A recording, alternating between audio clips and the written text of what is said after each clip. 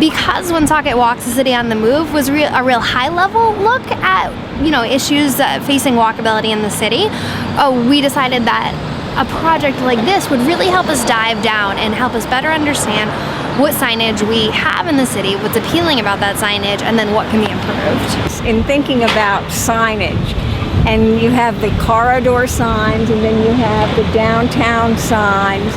So when I was thinking about design, what can we do to unify as opposed to adding another layer of design? I was noticing this below that sign, 15-minute parking.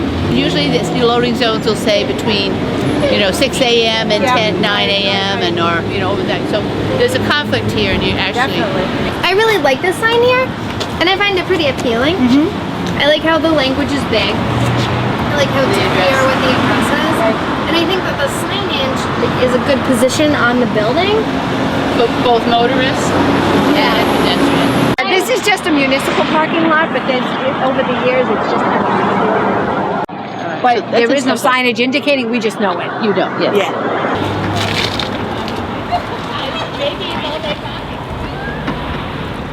I think it was Route 104. Is it 104 or 114? Maybe. That's 104. 104. All right. So, I mean, it's a very small sign. And it's probably been there for like 50 years because. But if you want to get people out of the city and directional, that's not. So maybe you can go back and take a picture of that.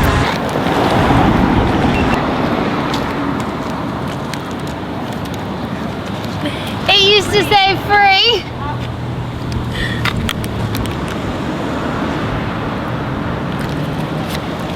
It's fun. I'm laughing about that parking sign. McCarthy's was one of the upscale department stores in the city.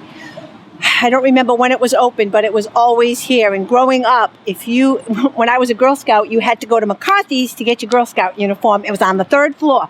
I mean, that was the only place that sold it, This is a pedestrian subgroup. Yeah. But we've been talking about driving issues too. Yeah. So Okay. Yeah. we want to separate that out. I mean, I think our observations about vehicular traffic are good, but we just want to separate them out from the walking part. So this is a terrific destination for pedestrians. And a great little, if you were taking a tour, somebody could give you a nice little history of McCarthy's, of the store itself and its significance. And I think the previous planner had a path. I know she talked about going down the stairs over here and along the river so that there was a walking path that she had designed. I don't know what's happened since she left. I'm sure the plans are still here, but that's something to look into. Signage is important because when people are on the street, they need to know where to go. And when they're walking around, they need to be able to find the direction which they're going in. We want the pedestrian experience to be a pleasant one. So the more that people are on the street and they can find that local restaurant or where they're going to see the show or a place to stop and maybe buy a gift for a loved one will improve their pedestrian experience and overall improve the livability of the city. Woonsocket historically has been a very strong center for commerce in Rhode Island, and it's changed over the years. So this project will hopefully bring some of that energy back to the Main Street area.